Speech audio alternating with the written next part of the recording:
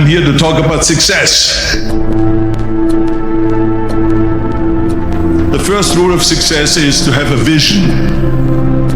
You see, if you don't have a vision of where you go, and if you don't have a goal where you go, you drift around and you never end up anywhere. I mean, as you know, I was born in 1947 in Austria after the Second World War.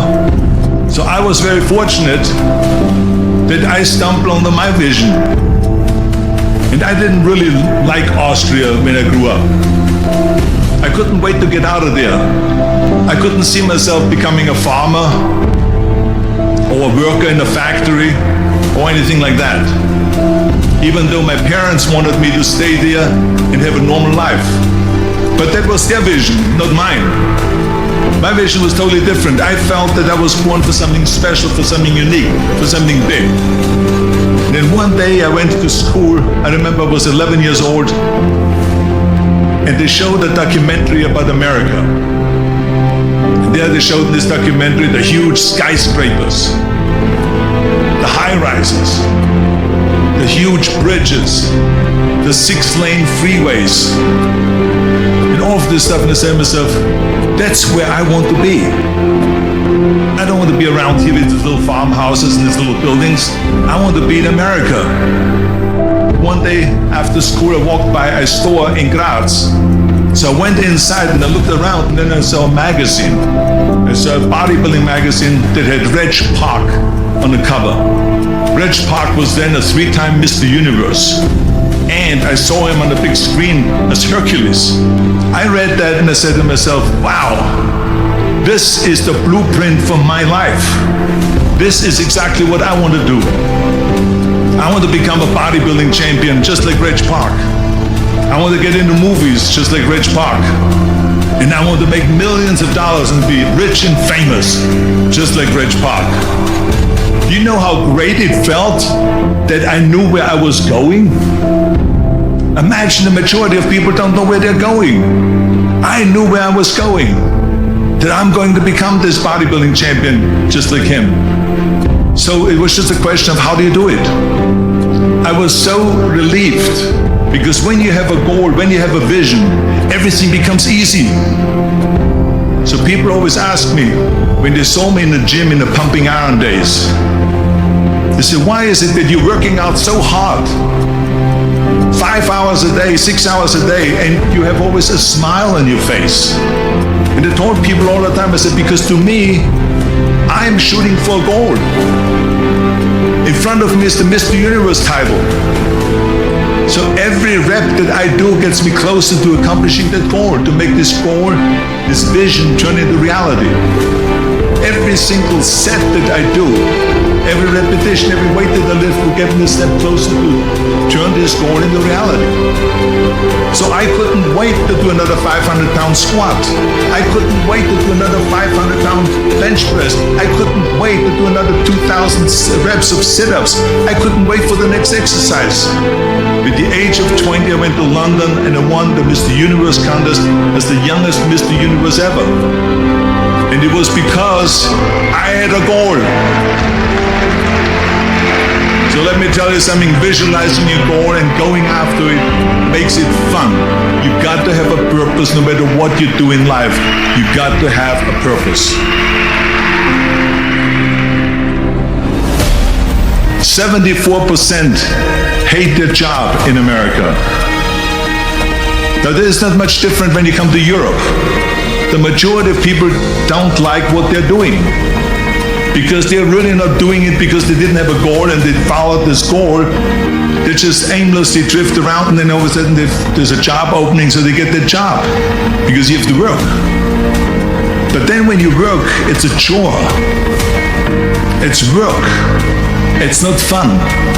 So if you think about only a quarter of the people really enjoy what they're doing in life, that is unbelievable if you think about it. So I felt so blessed that I knew what I was doing. It's like a medical student that studies and knows he wants to become a doctor. You know where to go. And the same thing is also in politics. I remember that in politics, I had a very clear vision that I will be the leader of California, That's as far as I could go because I was not born in America, so I could not run for president. So being the governor of the fifth largest state, I should say the largest state, the fifth largest economy in the world, was for me really the ultimate title, the ultimate accomplishment in politics. So even though people came up to me and says, why don't you go and run for something smaller, you're never gonna make it. I ran for governor and then 2 months later I became governor of the state of California. Again, because I had a very clear vision what I'm gonna do with California. So that's rule number one, have a vision. Rule number two is, don't listen to the naysayers. Don't listen to the naysayers.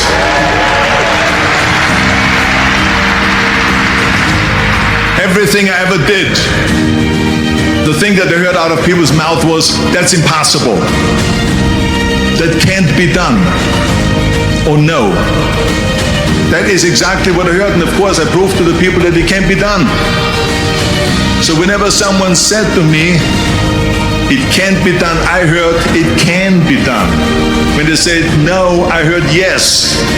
And when they said it's impossible, I heard it is possible.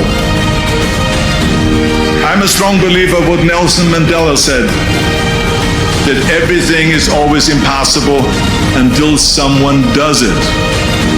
Well, I'm going to be the one, I said to myself, I'm going to do it and I'm going to show it to them. Maybe it has never been done before. That's perfectly fine with me. But I'm going to do it. And I did not listen to the naysayers. It's all about the hard work that you put in.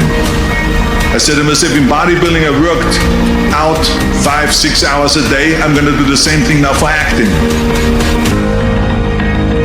And of course, I went to college to study English. I studied the accent removal, acting classes, and all of this stuff, all day long. I worked and I worked and I worked. And within a short period of time, I made one movie called Hercules in New York, which of course went right into the toilet. But it didn't discourage me. I still had the same vision. And then all of a sudden I did Streets of San Francisco. I did Stay Hungry and Pumping On and The Villain. And then all of a sudden I was asked by Dino De Laurentiis and by Universal Studio to star in Conan the Barbarian. And after I did Conan the Barbarian, the director at the press conference said to the press, the director was John Milius. He said to the press, if we wouldn't have had Arnold, we would have had to build one. So think about that. The very body that they said can never be sold because the time is wrong. A few years later, I'm doing Conan the Barbarian, and it was the #1 hit at the box office when it came out in the summer of '82. Think about that. And the director says, if we wouldn't have had his body, we would have had to build one. So all of a sudden, my body became an asset, not a liability. And the same thing was with Terminator. After we were finished filming Terminator, Jim Cameron said to the press, if Arnold wouldn't have had that accent and talked like a machine, I think the movie wouldn't have worked. So think about that. The body and the accent that they attacked was an asset. But I didn't listen to those losers. I didn't listen to them at all. It's just the reality of it is that you cannot listen to the naysayers. So it's a very important lesson for all of you. So when someone says, no, this is a stupid idea, you in your mind, you don't have to say it, but in your mind just say this of you, you're an asshole. What do you know?